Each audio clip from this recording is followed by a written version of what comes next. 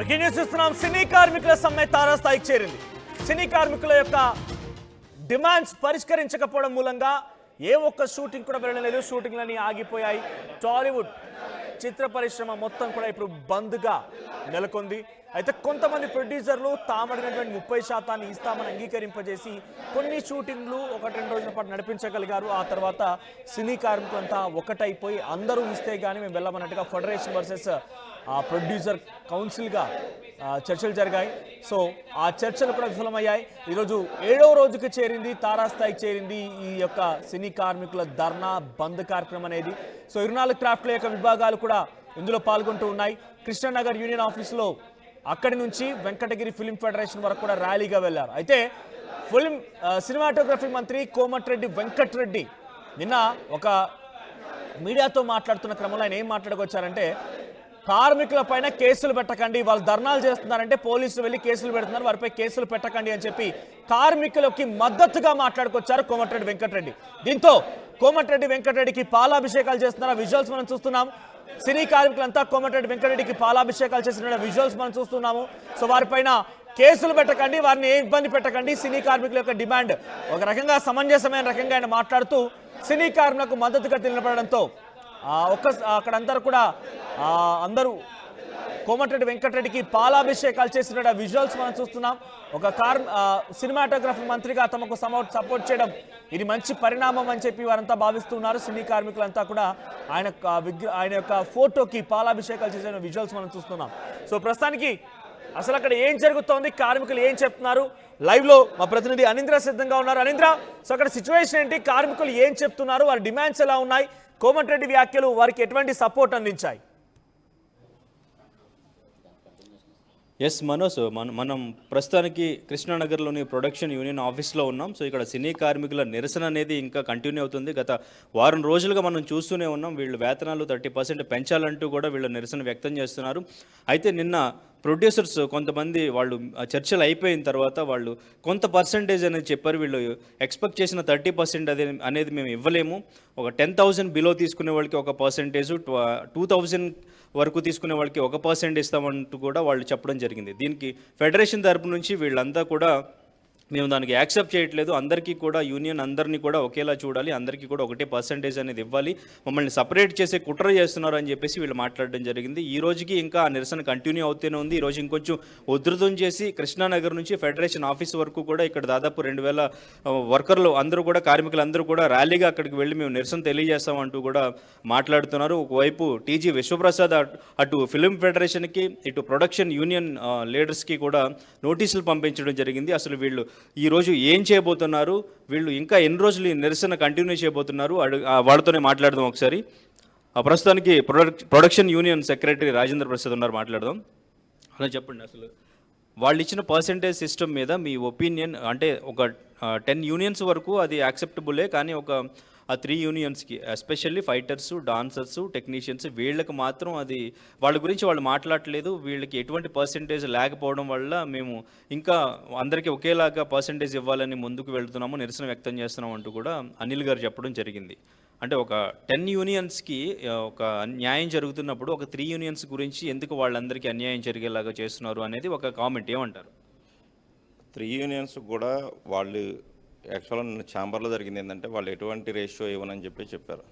ఆ 3 యూనియన్స్ వాళ్ళు కూడా మేము నెలలో 10 రోజుల కన్నా ఎక్కువ పని చేయలేము, సినిమా మొత్తానికి కూడా 2-3 సాంగుల్లోనూ ఫైట్లోనూ చేస్తుంటాం, మాకున్న స్కిల్ ప్రకారంగా మేము అడిగాము, మీ అందరి కోసం మీరు అనుకున్నట్టుగా మీ అందరి కోసం 30% ఇస్తానంటే కనుక మేము కూడా దాంట్లో కనీసం సగం పర్సంటేజ్ అయినా కానీ వాళ్ళు నిన్న ఛాంబర్లో తెలియపరచడం. ప్రతి ఒక్క యూనియన్తో ఇండివిజువల్గా ఎవరెవరికి ఎంతెంత పర్సంటేజ్ అనేది ప్రతి ఒక్క యూనియన్ కూడా ఎక్సాబ్లిష్ చేసి చెప్పాము. మేము చెప్పిన తర్వాత కూడా అందరికీ నెగోషియేషన్గా అందరికి కనుక ఈక్వల్గా ఇవ్వాలంటే 7.5 కన్నా అంతకన్నా ఇవ్వమని చెప్పారు. ప్రతి ఇయర్ 2.5, 3% పెంచుతామని చెప్పేసి మేము రాబోయే సంవత్సరాల్లో మేము అడగట్లేదండి.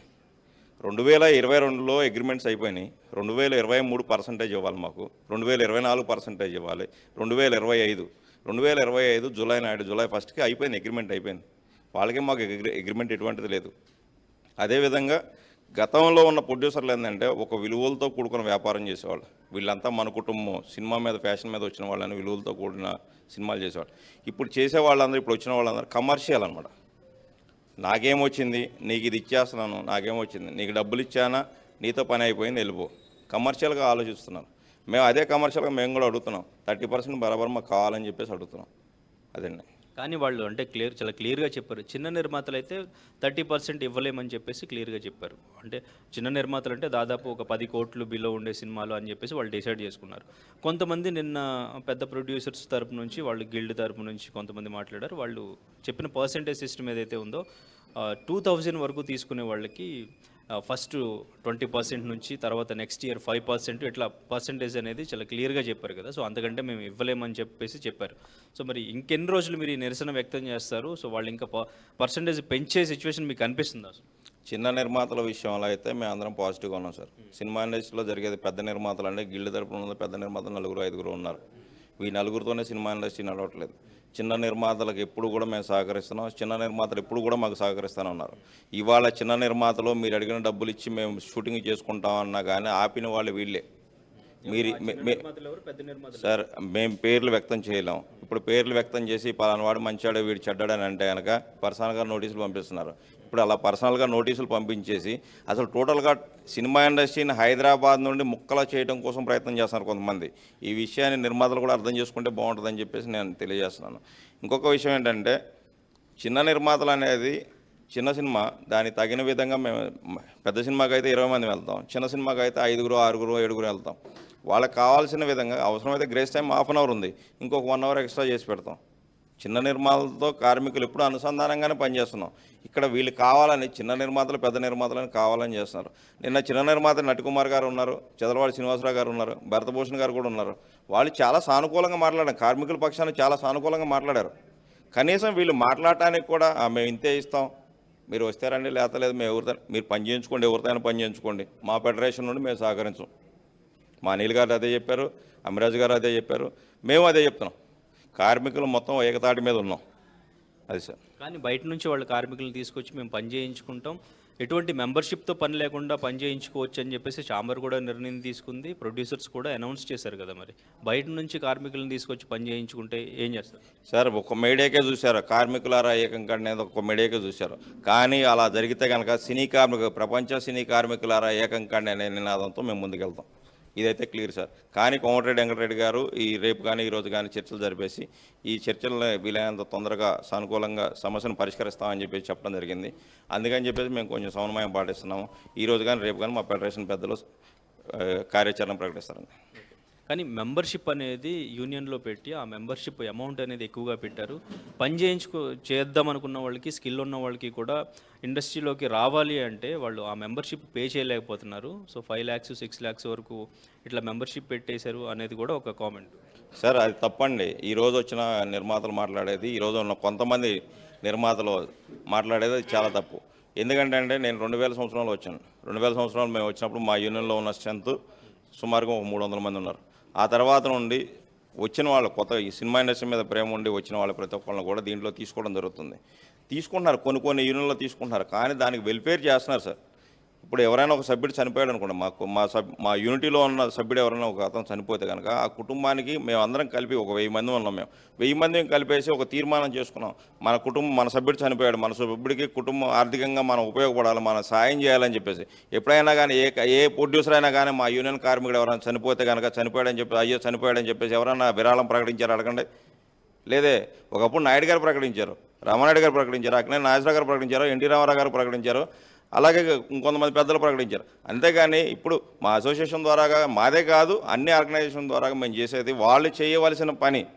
లేబర్ యూనియన్ యాక్ట్ ప్రకారంగా ఫామ్ F అనేది వాళ్ళు తయారు చేయాలి. ఆ ఫామ్ Fని మేము తయారు చేసి మేము కార్మికులందరినీ డిగ్నిఫైడ్గా ఉంచేసి ఒక సమస్యని, ఒక ఆర్టిస్ట్ ఉన్నాడు లొకేషన్, ఒక ఆర్టిస్ట్ ఉన్నాడు, లేదంటే కనుక ఎవరో ఒక పెద్ద ఆర్టిస్ట్ కానీ పెద్ద డైరెక్టర్ కానీ లేదు, వాళ్ళే ప్రొడ్యూసర్లు ఉన్నారు.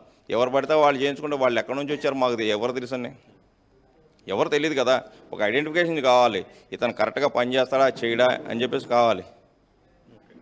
దానికోసం ఒక సెక్యూరిటీ కోసం సినిమా ఇండస్ట్రీలో నడుస్తున్నాయంటే కనుక యూనియన్లన్నీ ఇన్ని యూనియన్లు సహకరించబట్టి ఇవాళ సినిమా ఇండస్ట్రీలో 12 కోట్ల రూపాయల బకాయిలు ఉన్నా కానీ ఈ రోజు వరకు బయట పెట్టండి. సినిమా ఇండస్ట్రీ యూనియన్లన్నీ ఐక్యతగా ఉండబట్టి ప్రొడ్యూసర్లు మాకు పని ఇచ్చేవాళ్ళు, వాళ్ళందరినీ కడుపులో పెట్టుకునే మేము చూసుకుంటాం. దయచేసి అర్థం చేసుకోమని చెప్తున్నాను. నిర్మాతలకి, చిన్న నిర్మాతలకి, పెద్ద నిర్మాతలకి, అలాగే సినిమా ఇండస్ట్రీలో ఉన్న పెద్దలందరికీ కూడా ఒకటే చెప్పదలుచుకున్నాం.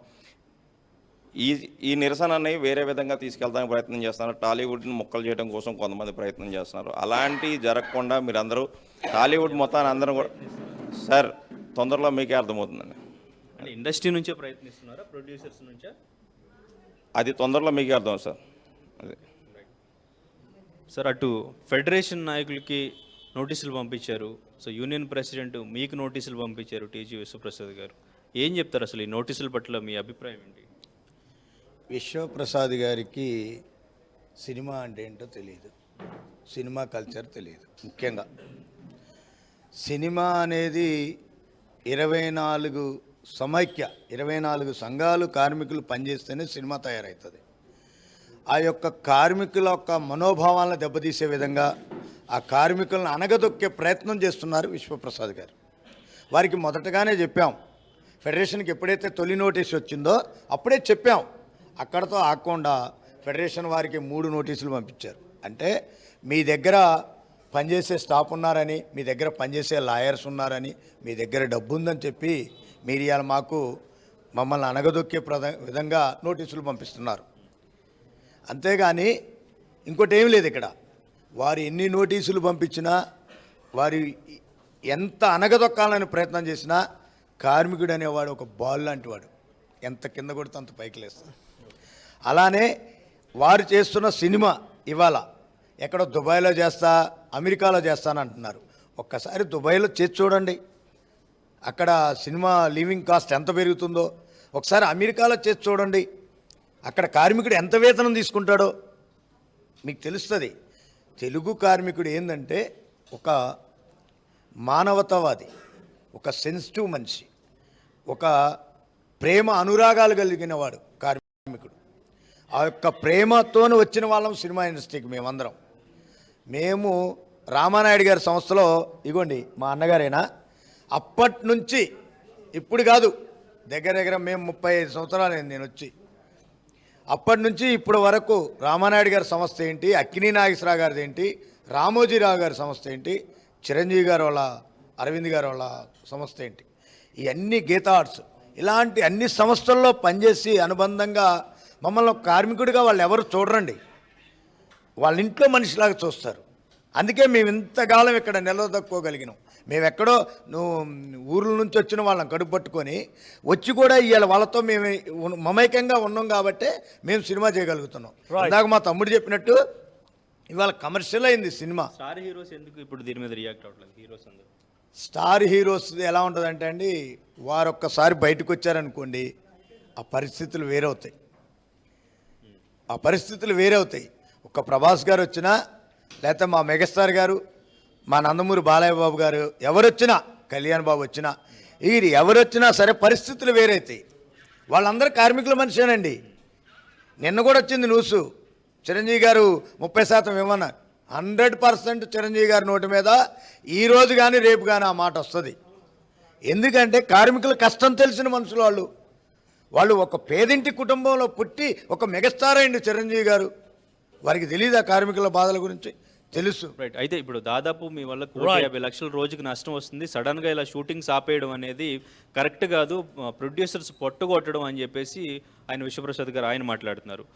ఫిల్మ్ ఫెడరేషన్ ప్రెసిడెంట్గా ఈయన అనిల్ గారు మాకు ఇంకా 90 లక్షలు బాకీ రావాలి, అది వస్తేనే మేము ఆయన షూటింగ్కి వెళ్తామని చెప్పేసి ఆయన మాట్లాడుతున్నారు. దీని మీద మీ రియాక్షన్ ఏంటి? రాజ్యసభకు సంబంధించి ఎన్ని క్రాఫ్ట్స్, ఎంతమంది వర్కర్స్ పనిచేస్తున్నారు? ఆ షూటింగ్కి ఇప్పుడు ఆపేశారా, వెళ్తారా? ఆ షూటింగ్ షెడ్యూల్ జరగట్లేదండి. షెడ్యూల్ జరగకుండా నీ యొక్క షూటింగ్కి ఏ కార్మికుడు వచ్చి నీకు నష్టం చేశాడని 1,50 లక్షలు 2 కోట్లు నష్టం వచ్చిందని చెప్తున్నారు? షూటింగ్ జరుగుతున్న షూటింగ్కి వెళ్ళి అక్కడ ఉన్న వస్తువులను ఏమన్నా ధ్వంసం చేస్తే నీకు నష్టం జరిగినట్టు. అసలు మేము ఏ లొకేషన్కి వచ్చాం, మీకు ఎక్కడ నష్టం జరిగింది? ఇవన్నీ కావాలని ప్రచారం చేయటం తప్ప వారి ఏ ఆస్తిని మేము నష్టం చేయలేదండి. వారి ఆస్తి జోలికి మేము ఎక్కడ పోయాం? దకాలాలు చూపిమనండి. వారి ఆస్తి నష్టం చేసినట్టు కానీ, వారిపై దాడి చేసినట్టు కానీ చూపిమనండి. వారే ఫస్ట్ నోటీసులు ఇచ్చి కార్మికులను రెచ్చగొట్టే ప్రయత్నం చేశారు. నిన్న చర్చలన్నీ కొలిక్కొస్తాయనుకున్న టైంలో నిన్న 7 o'clock మళ్ళీ మాకు నోటీసులు పంపించి మళ్ళీ వారు మాపై దాడి చేస్తుంటే ఇగో ఒక పిల్లినైనా ఇంట్లో పడేసి కొడితే రోజు పాలు పోసే పెంచి పిల్లినైనా ఇంట్లో పడేసి కొడుతుంటే తిరగబడుతుందండి. కార్మికుడు తిరగబడా? ఈ కార్మికులండి పొట్టగాలి బయటకు వచ్చినాం మేము. మాకు మీరు ఇస్తున్న వేతనాలు చాలవని బయటకు వచ్చినాం. ఏదైతే చాలదో, ఏదైతే విషయాలు ఉన్నాయో మాట్లాడుకోవాలా, చర్చించి మా యొక్క సమస్యని పరిష్కరించాల్సిన వాళ్ళు మీరే మాపై దౌర్జన్యంగా లీగల్ నోటీసులు పంపిస్తుంటే ఎంతవరకు కరెక్ట్ అండి ఇది? సో ఇది పరిస్థితి. సో మొత్తానికి కార్మికులు ఈరోజు ర్యాలీగా ఇక్కడ నుంచి దాదాపు 2000 మంది వచ్చి ర్యాలీగా ఫెడరేషన్ ఆఫీస్ వరకు వెళ్తారు. మా వేతనాలు పెంచాలి, అందరికీ కూడా ఈక్వల్గా 30% ఇవ్వాలని చెప్పేసి వీళ్ళు నిరసన వ్యక్తం చేస్తున్న పరిస్థితి. మరి ఇది కొలిక్కి వస్తుందా రాదా చూడాలి. So cameraman వేణుతో అనేంద్ర, RTV Hyderabad.